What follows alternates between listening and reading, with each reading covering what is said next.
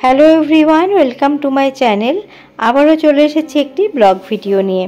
আপনারা তো টাইটেল দেখে বুঝেই গেছেন আজকে আমি ছট পুজোর ব্লগ নিয়ে এসেছি।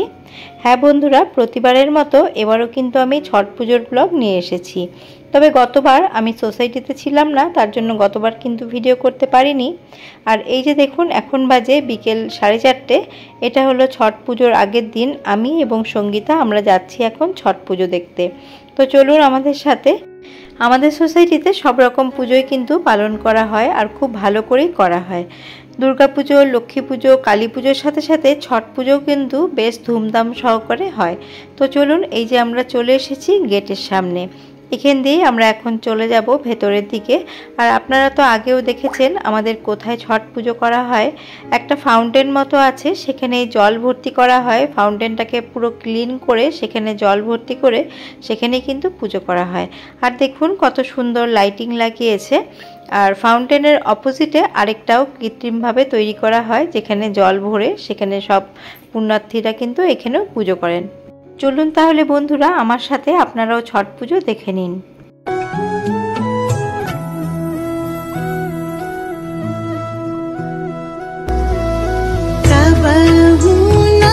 छुट्टी छठी मैया हमनी से बरत तोहार, हमनी से बरत तोहार, तहरे भरोसा हमनी के छुट्टी नहीं छठ के त्योहार, छुट्टी नहीं छठ के त्योहार।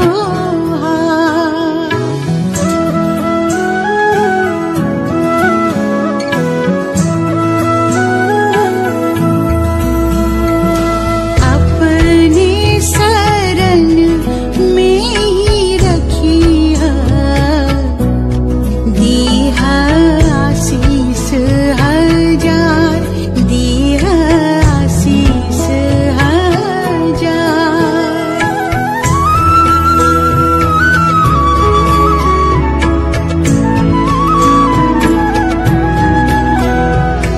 गोदिया भराए छठी मैया, बाटे राउर कृपा पार, बाटे राउर कृपा पार।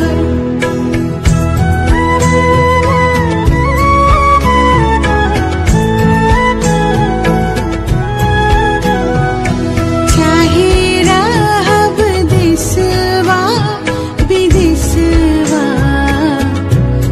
छठ करब हम हर बार, छठ करब हम हर बार।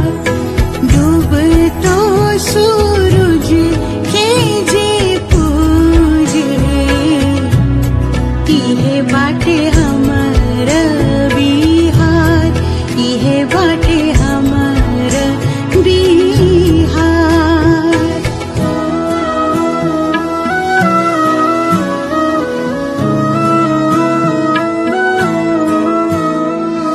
हलवा दौरवा सजा के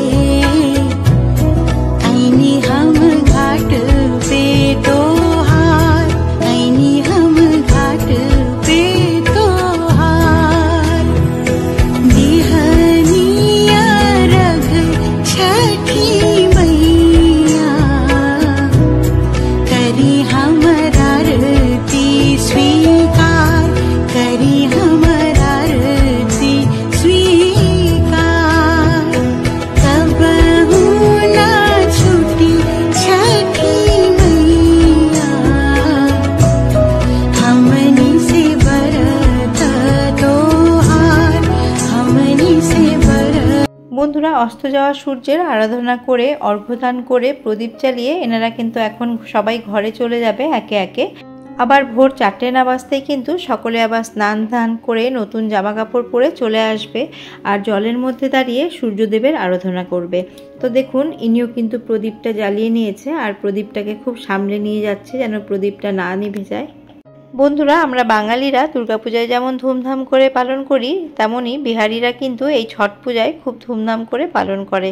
আর যে কোনো পূজায় কিন্তু একটা আলাদা ইমোশন আছে, সে বাঙালিদের পুজোই হোক কি বিহারিদের কি পাঞ্জাবিদের, যে কোনো পুজোয় সামিল হতে ভালো লাগে। আর যেহেতু আমাদের সোসাইটির মধ্যে হয়, আমাদের দেখার এতটা সুযোগ রয়েছে, আমরা কিন্তু সকলেই চলে আসি।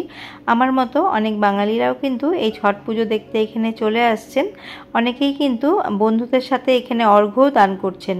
তো আমার সেরকম কোনো বন্ধু নেই, তার জন্য কিন্তু আমি এখানে অর্ঘ্য দিতে পারিনি, তবে দেখতে খুব ভালো লাগে। সাথে থাকুন, দেখতে থাকুন আমার আজকের এই ব্লগটা।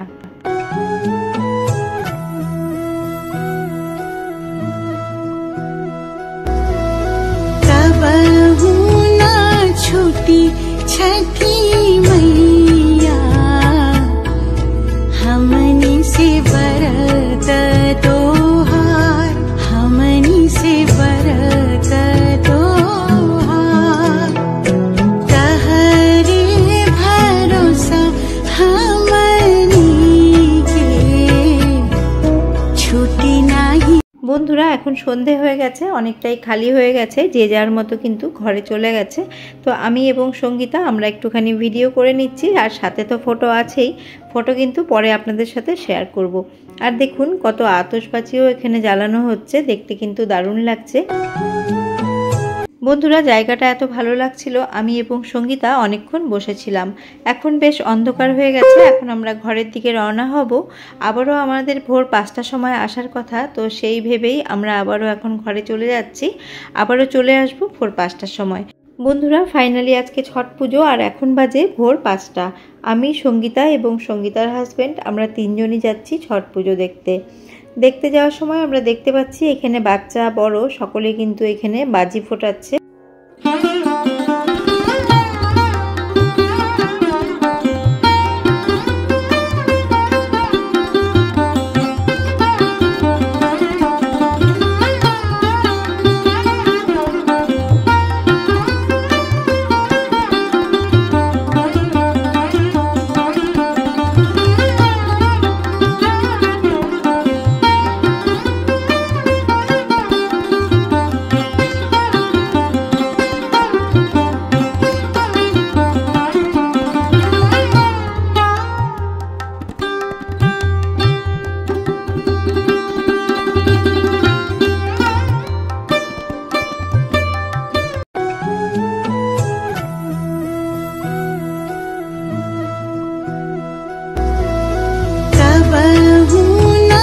छूटी छठी मैया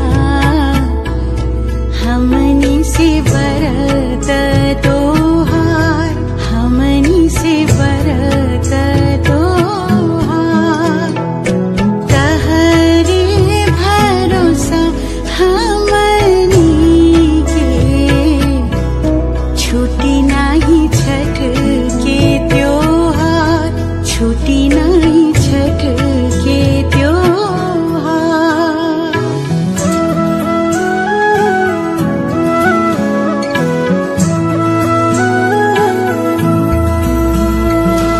अपने शरण में ही रखिया, दीहा आशीष हजार, दीहा आशीष हजार।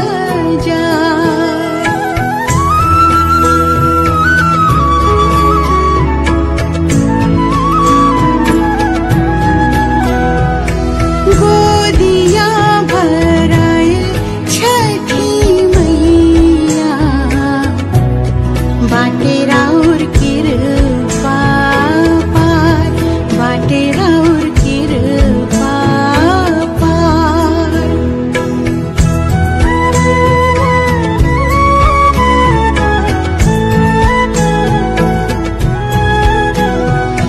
चाहे रहब देशवा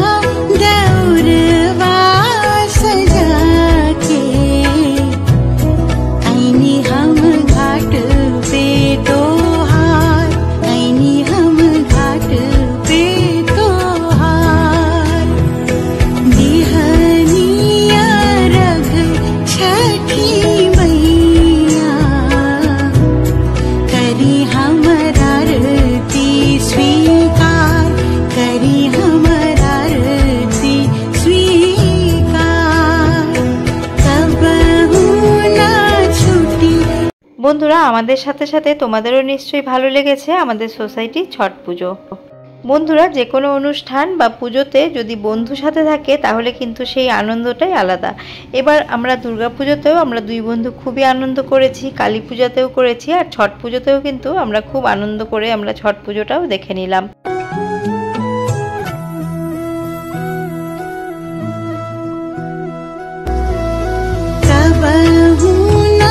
छूटी छठी मैया हमनी से बरत तोहार, हमनी से बरत तोहार, तहरे भरोसा। বন্ধুরা, আমরা পুজো দেখে বাড়ি ফিরছিলাম, তখন দেখতে পেলাম যে এখানে প্রসাদ দেওয়া হচ্ছে। তার জন্য আমরাও লাইনে দাঁড়িয়ে পড়লাম। লাইনে দাঁড়িয়ে আমরা ঠেকুয়া প্রসাদ নিয়ে নিলাম। এরপরে বাড়ি চলে যাব। আর ভিডিওটি তোমাদের কেমন লাগলো কমেন্ট করে জানাবে। ভালো লেগে থাকলে একটি লাইক করবে। পুরনো বন্ধুরা তো সবসময় পাশেই আছো, আর নতুন বন্ধুদের অনুরোধ রইল আমার চ্যানেলটিকে সাবস্ক্রাইব করার। আর এই যে এখানে আমি প্রসাদ নিয়ে নিয়েছি, এখন আমি বাড়ির পথে রওনা হচ্ছি।